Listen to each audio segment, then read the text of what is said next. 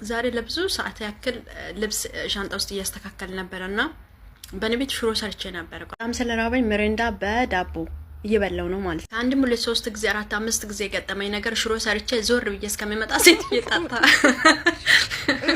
አረጋታው ይቅር በለኝ። እውነት ሽሮ ይጣጣ ስታጣብኛለች። ሰው እንዴት ሽሮ ይጣጣል?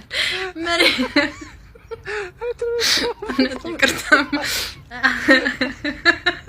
በጣም ተናድጄ ነበረ፣ ግን አሁን ታውቆኝ ቀሪ ሽሮ በዳቦ እበላለሁ ብዬ ተዘጋጅቼ ጌታዬ ምን ላድርግ? በርበሬ አበዛው ምን ሆንኩ? ግን ተጣጣብኛለች ሽሮ።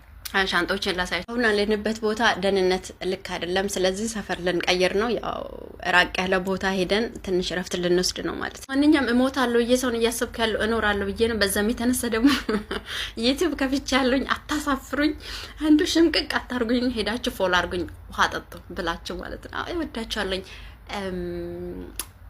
አምጡልኝ። የት ላይ ነን አሁን? ቲክቶክ ላይ። ቲክቶክን ደግሞ ኮፒ ሊንክ አርጉልኝ፣ ፎሎ አርጉልኝ። በቃ እንኖራለን ነው። መቼ ሞት እንደሆነ መቼ ምን እንጃ። ቻው